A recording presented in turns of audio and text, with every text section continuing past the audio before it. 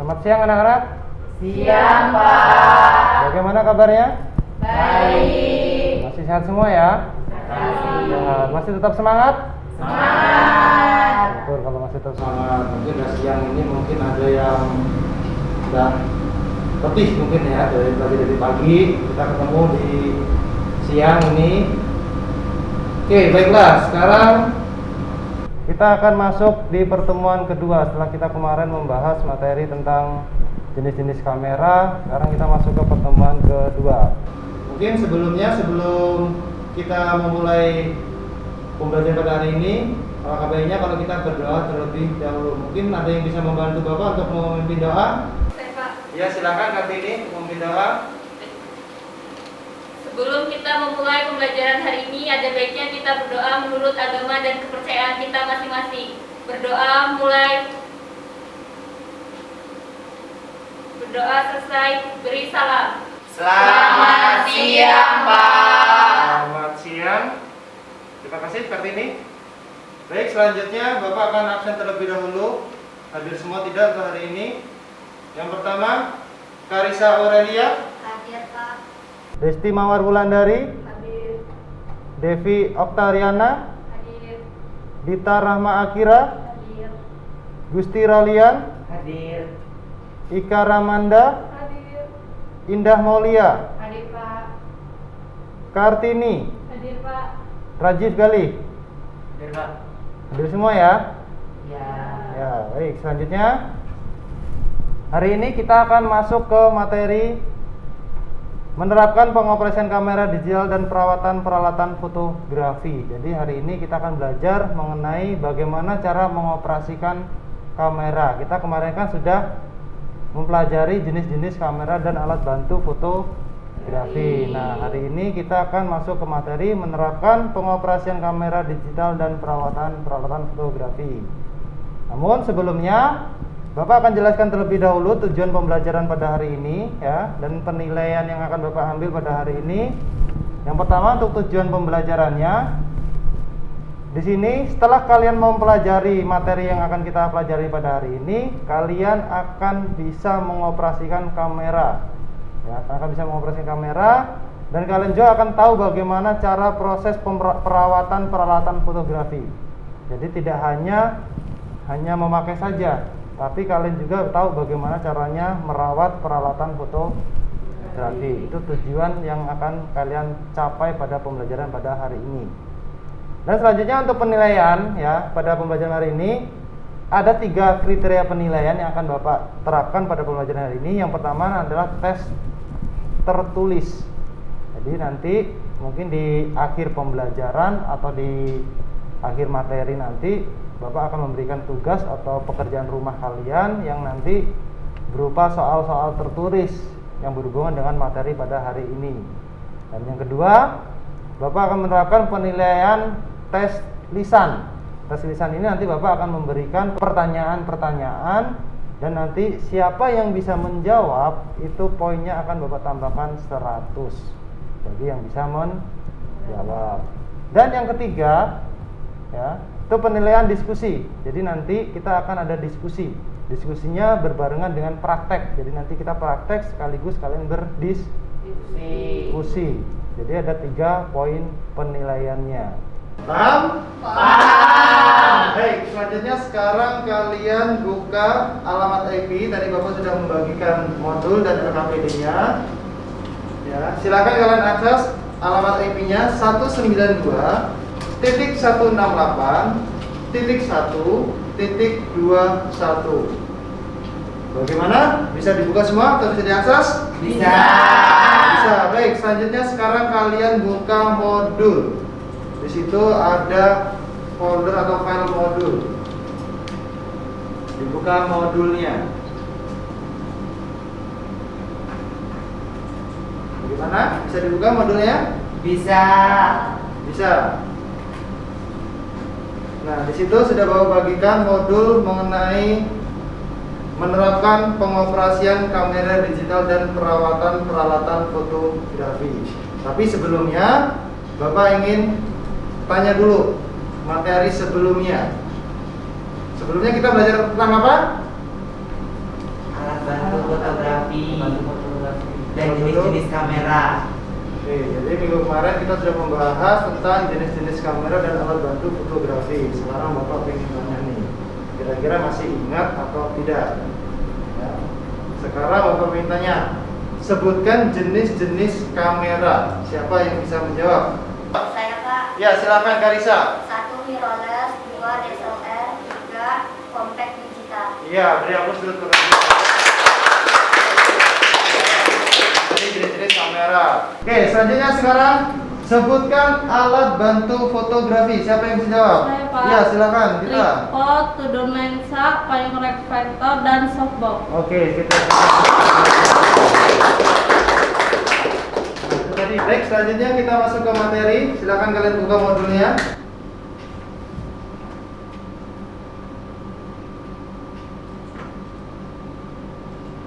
Sudah terlihat? Sudah Pak.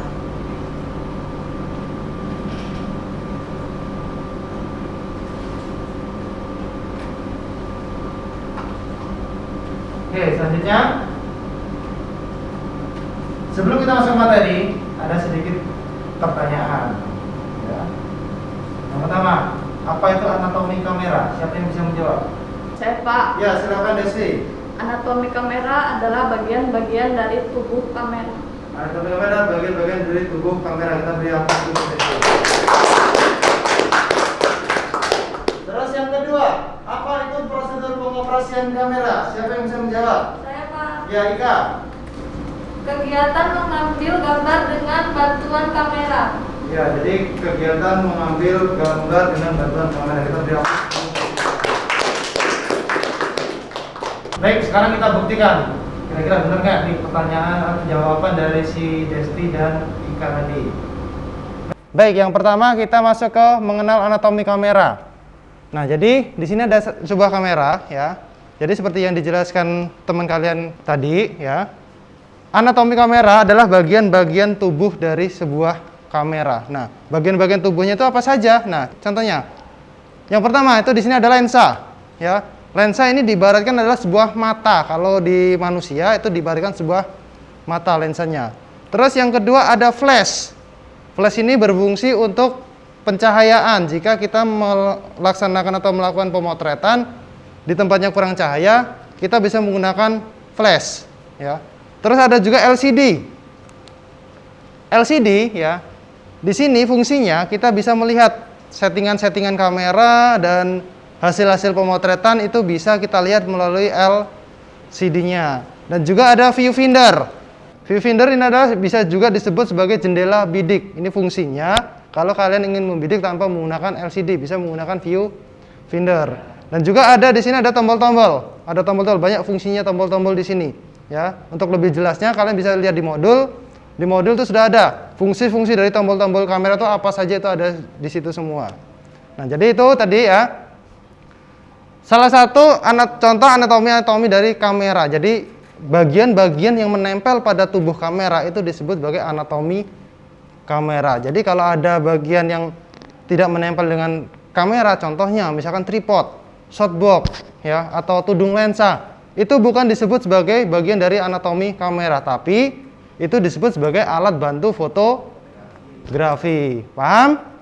Paham. Oke, itu tadi jadi materi tentang anatomi kamera. Nah, selanjutnya kita masuk ke mode pengoperasian. Di sini Bapak ada sebuah tayangan video, nanti kalian saksikan ya. Ini mengenai videonya mengenai mode pengoperasian kamera. Jadi kalian saksikan, nanti kira-kira Bapak ingin minta tanggapannya dari kalian nih. Kira-kira apa sih makna dari video yang akan Bapak tampilkan seperti ini? Oke, kita saksikan saja. Sebelumnya terlihat semua depan? Lihat ya. Oke, kita masuk ke videonya. Kita coba kita lihat videonya. Oke, langsung kita putar.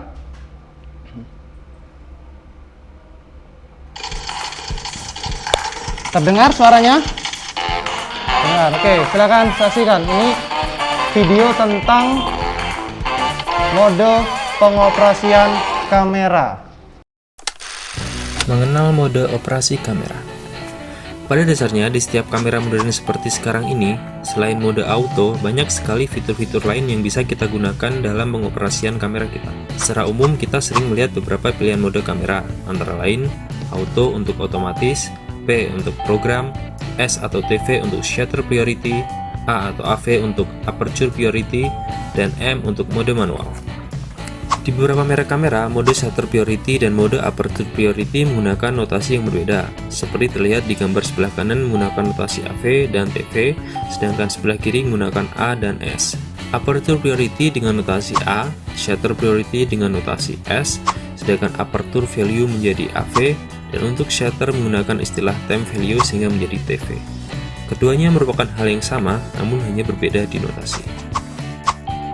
Lalu apa kegunaan dan perbedaan mode-mode tersebut? Mari kita ulas satu persatu. Yang pertama adalah mode auto. Dalam mode auto, kamera akan menentukan nilai ISO, shutter speed, aperture, dan white balance secara otomatis berdasarkan kondisi cahaya di mana kita mengambil gambar. Internal flash juga akan secara otomatis aktif jika kondisi tempat kita memotret kurang cahaya. Mode ini merupakan mode yang sangat memudahkan pengguna kamera. Kita tinggal mengarahkan kamera ke objek yang akan kita foto, kemudian tinggal menekan shutter. Sering juga disebut dengan istilah point and shoot, bidik lalu jepret. Mode program. Mode P atau program pada prinsipnya sama seperti cara kerja mode auto. Perbedaannya adalah kita bisa mengatur penggunaan internal flash, mau kita gunakan atau tidak, memilih jenis white balance yang kita inginkan, dan mengatur terang gelap gambar dengan mengubah exposure compensation. Mari kita lihat contoh berikut. Pada pemotretan ini, kita tinggal mengatur exposure compensation dan membiarkan kamera menentukan sendiri berapa nilai shutter speed dan aperture. Kita tinggal mengatur gelap terang gambar dan biarkan kamera mengatur nilai aperture dan shutter speed dengan sendirinya. Mode ini cocok untuk pemula yang ingin belajar mengejar momen dan komposisi terlebih dahulu tanpa harus memikirkan teknis kamera. Mode shutter speed priority. Dalam mode ini, kita secara manual menentukan kecepatan shutter yang diinginkan, sementara itu kamera secara otomatis akan mencari nilai aperture yang terbaik. S atau TV disebut juga sebagai mode shutter priority, yang berarti nilai shutter speed menjadi acuan utama. Biasanya mode ini digunakan untuk mengambil gambar objek yang bergerak. Pada contoh ini, nilai shutter speed kita ubah sesuai dengan keinginan kita, dan aperture secara otomatis berubah menyesuaikan nilai shutter speed kita.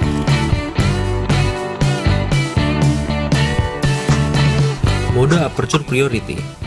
Mode ini merupakan kebalikan dari mode S atau TV. Dalam mode A atau AV, kita menentukan besar setelan aperture secara manual, dan kamera akan menentukan secara otomatis besar shutter speed yang tepat. Dengan menggunakan mode ini, kita milih kontrol peluang atas depth of field atau ruang tajam. Mari kita lihat contoh berikut. Nilai aperture akan kita ubah sesuai dengan keinginan kita, dan nilai shutter speed secara otomatis berubah menyesuaikan nilai aperture kita.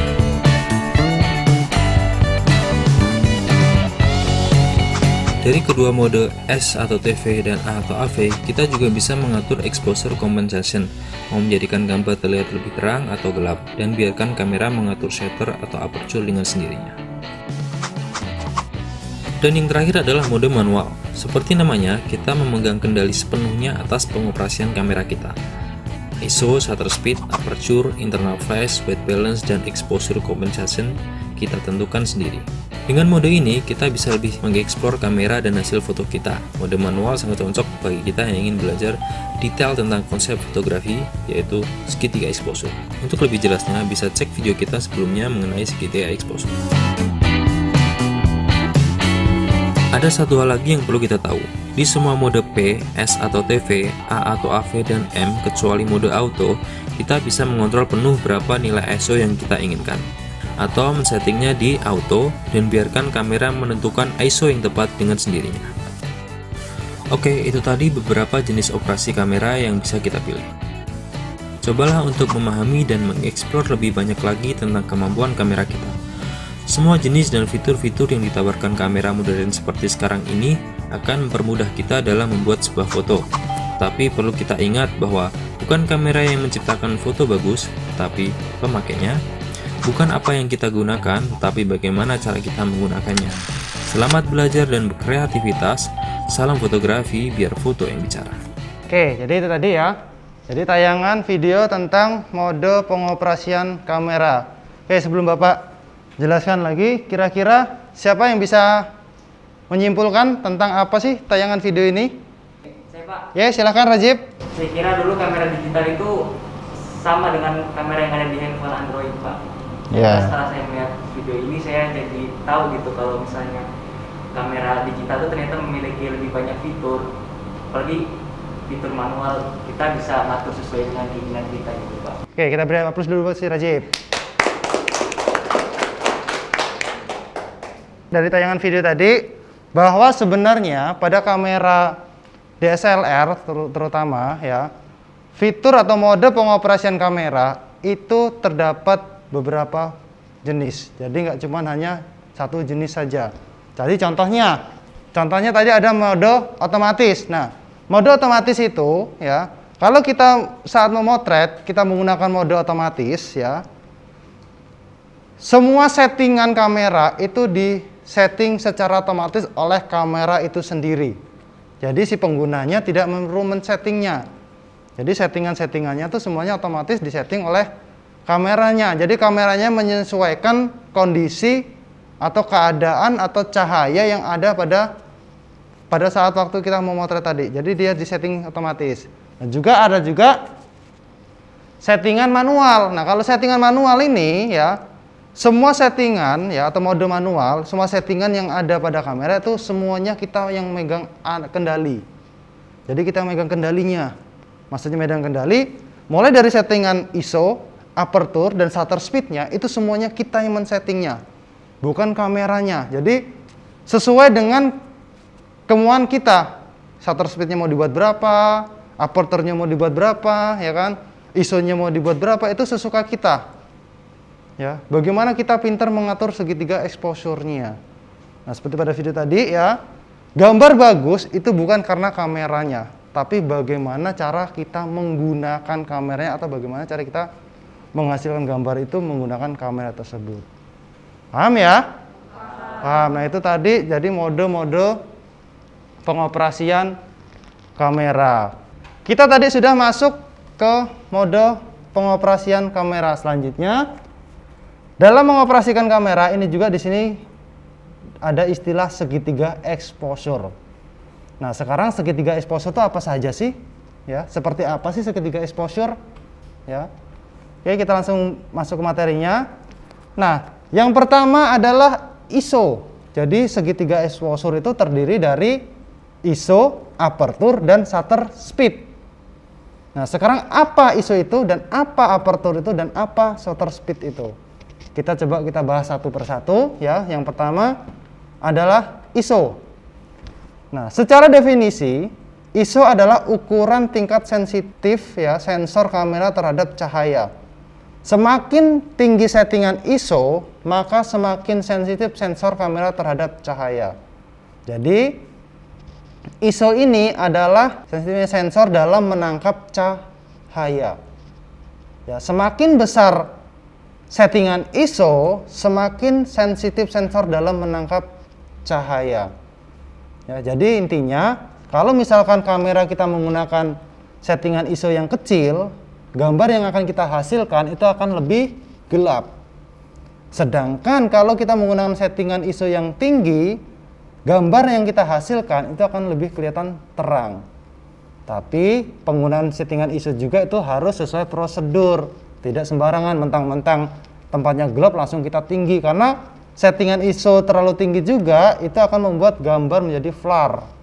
Terus selanjutnya yang kedua, aperture. Aperture atau bukaan lensa adalah ukuran seberapa besar atau kecil terbukanya iris diafragma lensa yang diukur dengan f number.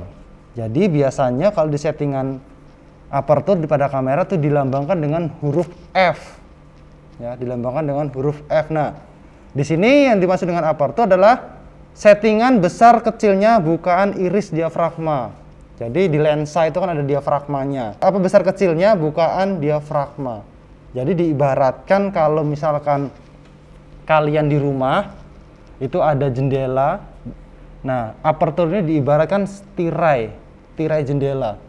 Jadi kalau misalkan tirai jendela itu dibuka semakin lebar, otomatis cahaya yang masuk semakin lebar atau semakin banyak atau semakin sedikit? Semakin banyak. Kalau tirai jendela kita bukanya sedikit, cahaya yang masuk pun akan semakin sedikit. Begitu juga dengan kamera. Jadi kalau settingan aperturnya itu semakin besar, ya, cahaya yang masuk ke dalam kamera itu akan lebih banyak. Tapi kalau kita menggunakan apertur yang kecil, cahaya yang masuk ke dalam kamera itu akan semakin sedikit. Itu apertur. Terus selanjutnya kita masuk ke shutter speed. Nah, sekarang apa itu shutter speed? Ya, kita bahas lagi shutter speed. Shutter speed merupakan ukuran kecepatan buka tutup jendela sensor atau selama sensor menerima cahaya. Jadi shutter speed itu adalah kecepatan sensor dalam menangkap cahaya. Ya, semakin cepat, ya, semakin tinggi settingan shutter speednya, kamera akan semakin cepat dalam menangkap cahaya. Jadi semakin kecil settingan shutter speednya, ya, kamera akan semakin lambat dalam menangkap cahaya. Jadi intinya, ya, shutter speed ini, kalau misalkan kita mengambil gambar atau mengambil foto di area yang memang cahayanya banyak, ya, atau di siang hari di outdoor, itu kita tidak boleh menggunakan shutter speed yang terlalu rendah. Ya, karena kalau shutter speednya terlalu rendah, otomatis kecepatan kamera dalam menangkap cahaya itu akan lambat. Jadi cahaya yang masuk akan semakin banyak dan menyebabkan gambar hasil pemotret itu menjadi over. Tuh. Karena cahayanya terlalu banyak yang masuk, gitu loh. Ya. Jadi kalau misalkan kita mau ngambil gambar di tempat kurang banyak cahaya, itu gunakan shutter speed yang cepat. Jadi sehingga gambar atau cahaya yang masuk ke dalam kamera itu tidak terlalu banyak. Tuh, jadi cepat. Ya.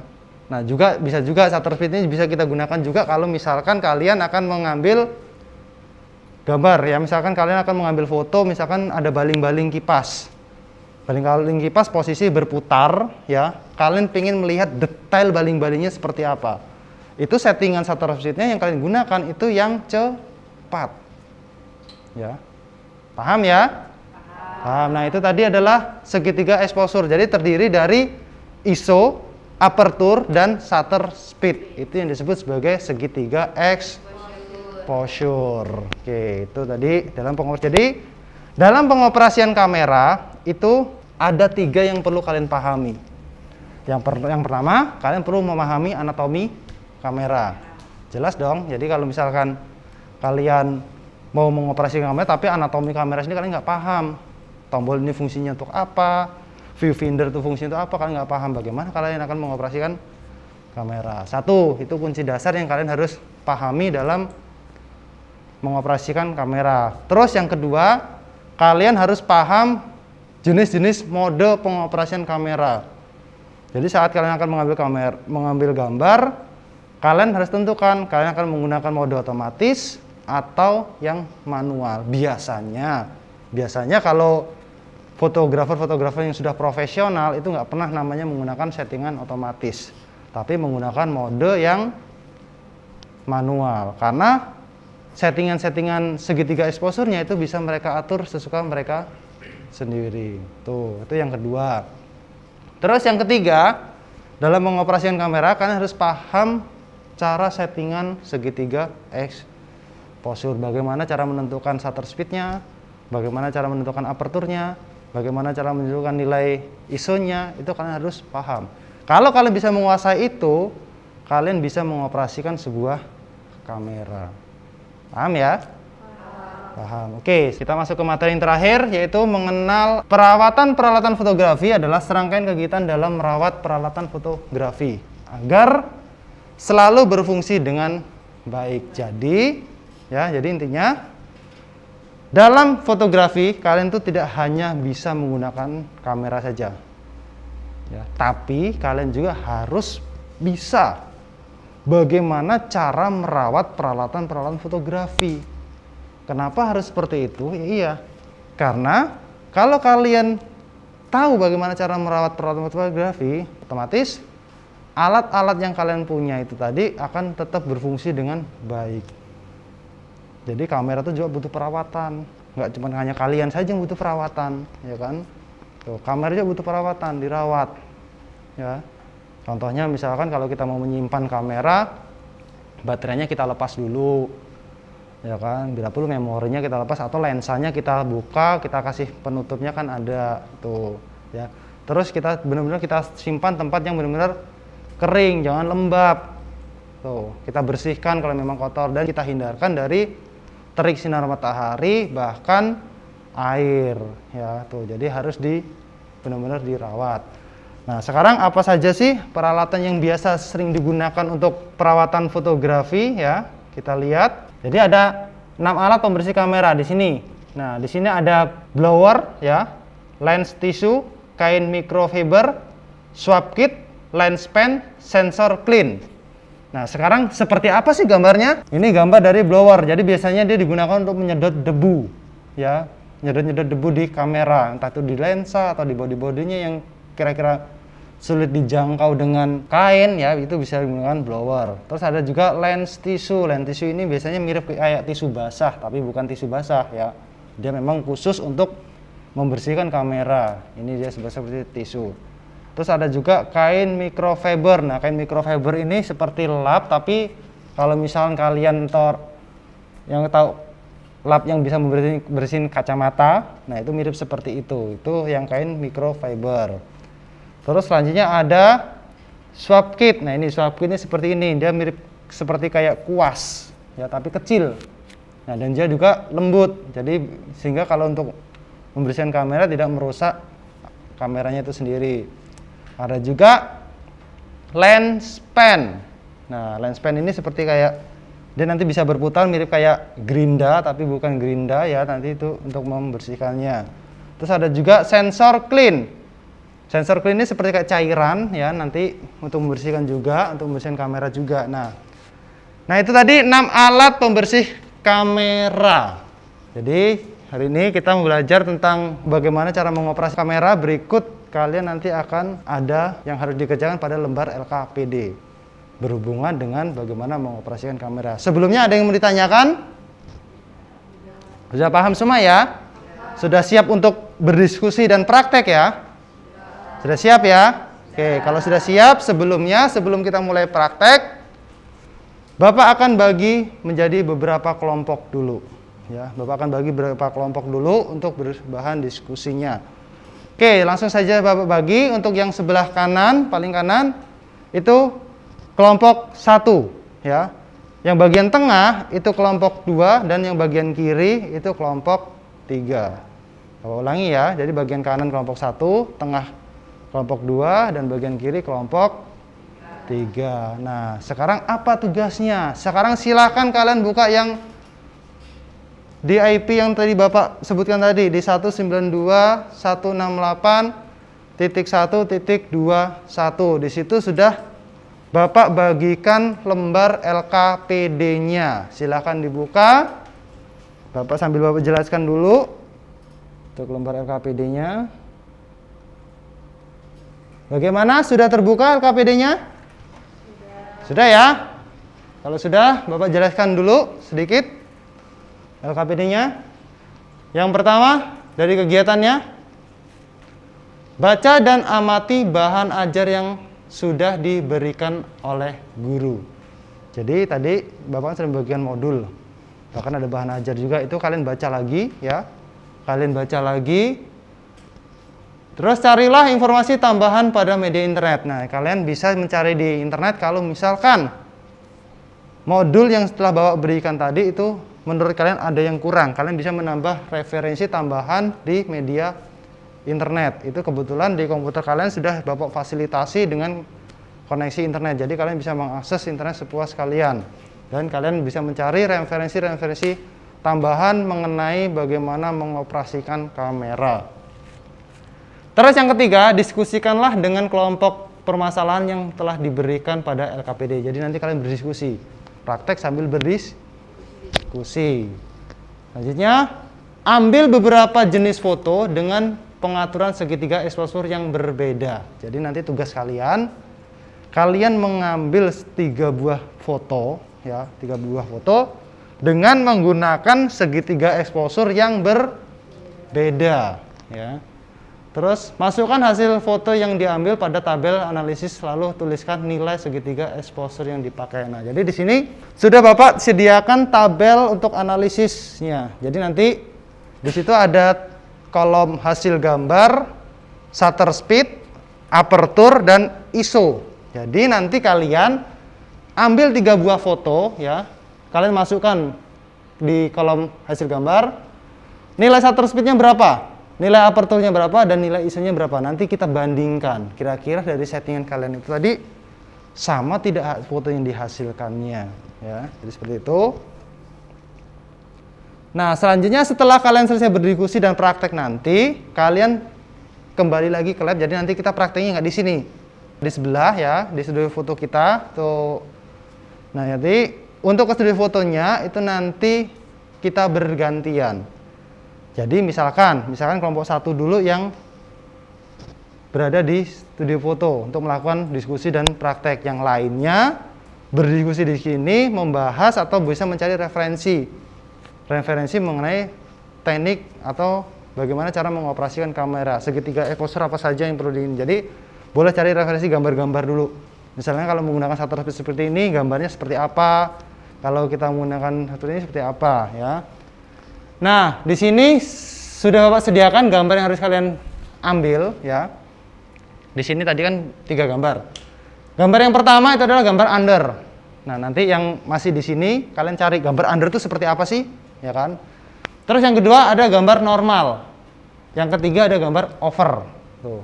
Gambar pertama under, gambar kedua normal, dan gambar ketiga over.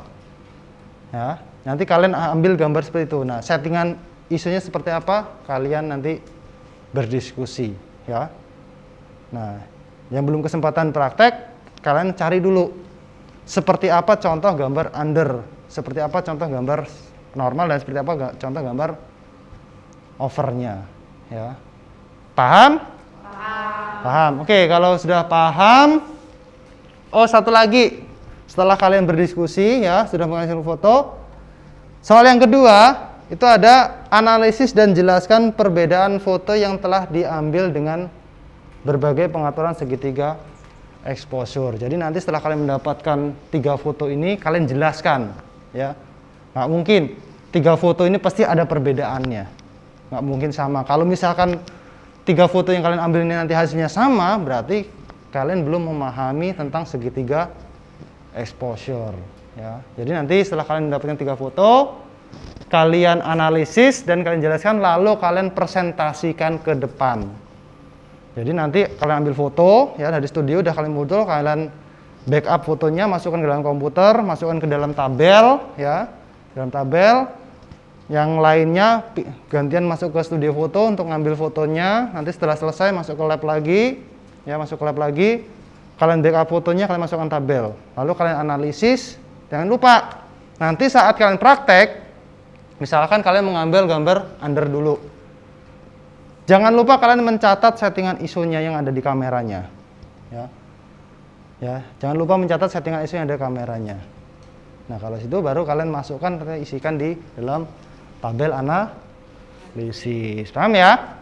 Paham. Oke, mungkin langsung saja Bapak mulai dari kelompok 3 dulu, ya. Bapak mulai dari kelompok 3 dulu, ya. Oke, kelompok 3 bisa langsung menuju ke studio foto. Silakan ke studio foto dulu di sebelah. Udah jalan aja. Oke, yang lainnya ya, yang lainnya tetap berada di sini. Kalian cari referensi tambahan atau kalian cari contoh-contoh dulu gambar under seperti apa, over seperti apa, dan normal seperti apa, ya. Oke, silakan cari, Bapak mendampingi yang di studio foto dulu. Ya, jadi kita sudah ada di studio foto kita, ya, di studio multimedia.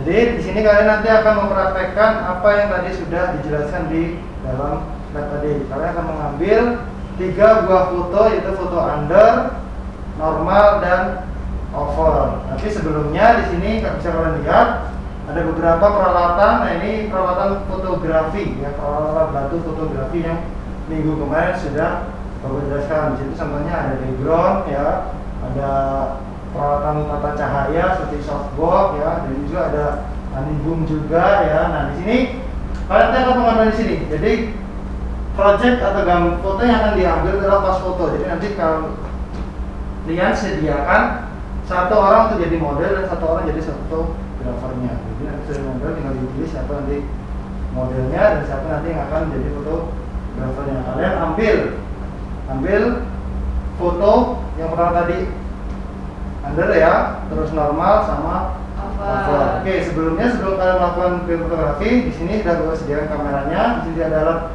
bantu pencahayaannya. Kalau seandainya nanti kalian mengalami kekurangan cahaya ya, menurut kalian cahaya yang kurang, nanti kalian bisa memanfaatkan alat bantu cahaya seperti ini. Oke, jadi sebelum kalian mulai ya, di sini perlu kalian perhatikan. Jadi disarankan kalian kalau setiap mengambil foto itu menggunakan mode manual, jangan menggunakan mode yang otomatis, karena seperti yang Bapak jelaskan tadi, fotografer profesional itu biasanya menggunakan mode manual, tidak otomatis. Ya, di sini tadi sudah kalian pelajari di dalam lab tadi, tombol-tombolnya buat apa saja ya, fungsinya buat apa, modenya buat apa. Nah, sekarang tinggal kalian praktekkan. Tidak perlu Bapak harus menjelaskan satu-satu kan ya? Iya. Sudah paham ya dari modul tadi ya? Paham. Oke, sekarang silakan siapa yang mau jadi modelnya? Indah. Oke, Indah silakan ke posisi. Maskernya dilepas dulu aja nggak apa-apa, maskernya. Oke, silakan Indah ke posisinya. Nah, selanjutnya yang jadi fotografer siapa? Gusti. Oke, silakan Gusti. Ini kameranya. Fotografernya. Nah, untuk si Kartini boleh mencatat kira-kira shutter speednya settingannya berapa, ya, terus aperturnya berapa, isunya berapa. Oke, silakan dilaksanakan. Oke, silakan Gusti. Tapi sebelumnya diatur dulu tata letaknya. Kira-kira kurang mundur atau kurang tinggi, diatur dulu sebelum melakukan pemotretan. Ya, kalau kurang tinggi ditinggikan dulu. Oke, kira-kira ini enggak. Nah, udah. Oke, silakan.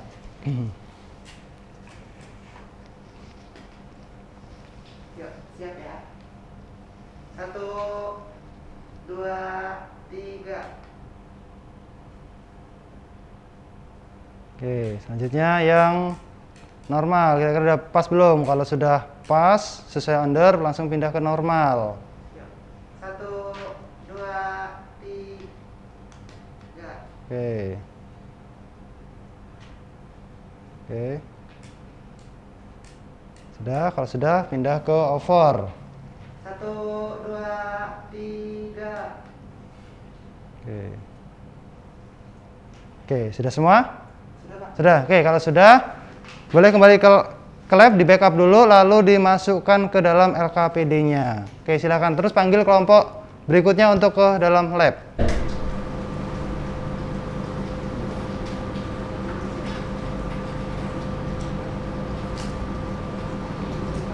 Oke, udah praktek semua ya? Sudah. Oke, sudah dikerjakan semua? Sudah. Oke, kalau sudah dikerjakan, coba kalian kirimkan dulu ke depan hasil pekerjaannya atau hasil LKPD-nya, dikirim ke depan semua di alamat IP yang sama tadi di 192.168.1.21. Oke, dikirim dulu semua ke depan, baru nanti Bapak akan tunjuk kelompok mana dulu yang akan presentasi. Bagaimana? Sudah dikirim semua? Sudah. Baik, kalau sudah dikirim semua, selanjutnya kita akan presentasi ya. Di sini Bapak akan menunjuk kelompok yang akan presentasi ya. Karena tadi yang terakhir itu adalah kelompok 1, terakhir praktek kelompok 1, jadi yang presentasi adalah kelompok 3. Silakan kelompok 3.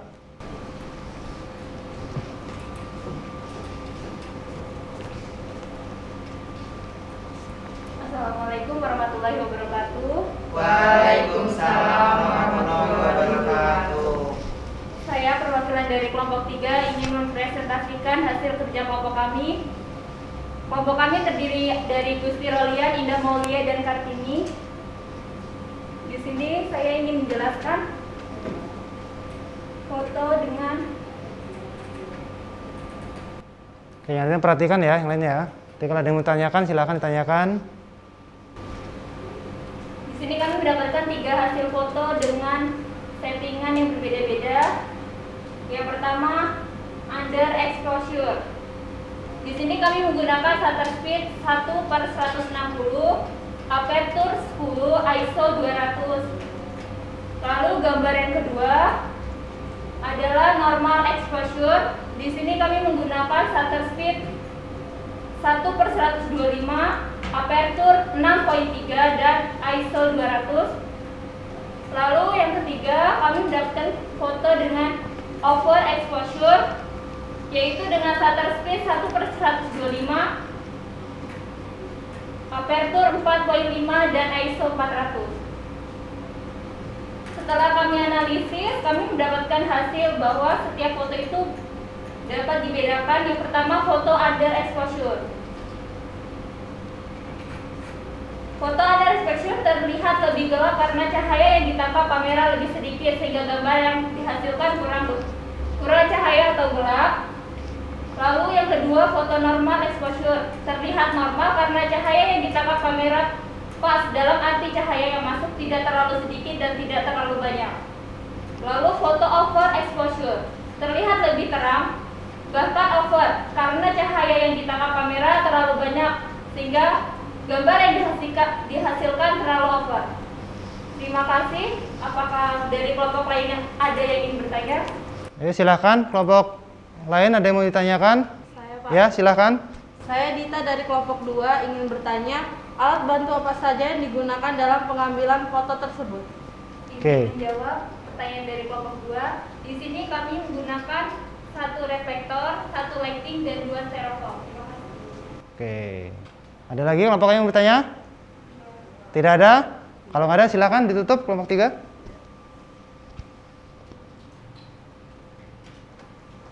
Terima kasih. Wassalamualaikum warahmatullahi wabarakatuh. Kita kasih aplaus dulu untuk kelompok 3.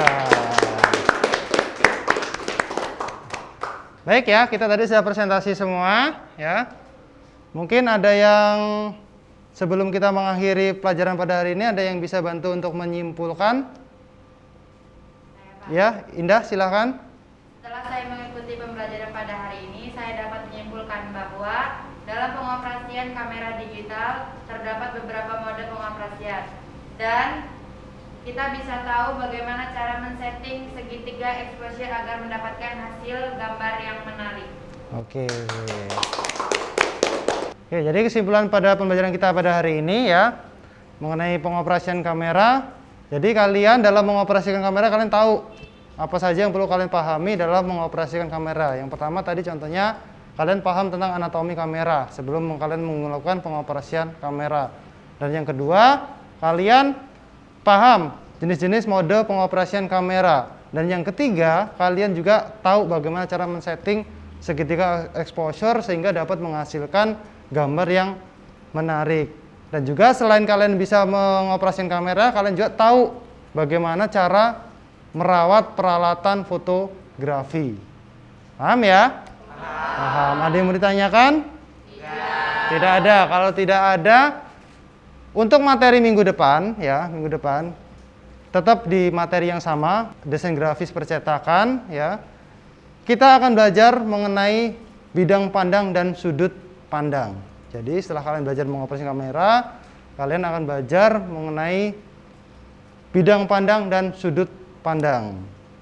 Ya, jadi di rumah kalian bisa cari-cari dulu, baca-baca dulu di internet, apa sih yang dimaksud dengan bidang pandang, apa sih yang dimaksud dengan sudut pandang, yaitu ada di internet, kalian bisa cari baca-baca dulu sebelum kita masuk ke materi di minggu depan. Baik, kalau misalkan tidak ada yang ditanyakan lagi, kita siap-siap. Mungkin kalau sebelum kita pulang atau kita mengakhiri pelajaran ini, alangkah baiknya kalau kita berdoa terlebih dahulu. Mungkin ada yang bisa membantu Bapak untuk memimpin doa. Oh, Rajib, silakan Rajib. Oke, untuk mengakhiri pembelajaran kita pada hari ini, ada baiknya kita berdoa menurut agama dan kepercayaan masing-masing.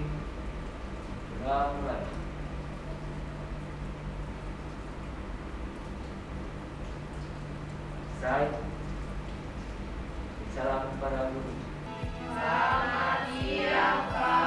Selamat siang, tetap jaga kesehatan, patuhi protokol kesehatan, tetap memakai masker, menjaga jarak dan mencuci tangan. Ya, tetap semangat dalam belajar di masa pandemi seperti ini. Oke, mungkin sebelum kalian meninggalkan ruangan bisa ditengok kanan kirinya, masih ada apakah ada sampah. Kalau misalkan ada sampah tolong diambil, dipungut, dibuang di kotak sampah. Tidak ada? Tidak. Oke, kalau tidak silahkan boleh meninggalkan ruangan lab multimedia. Silahkan.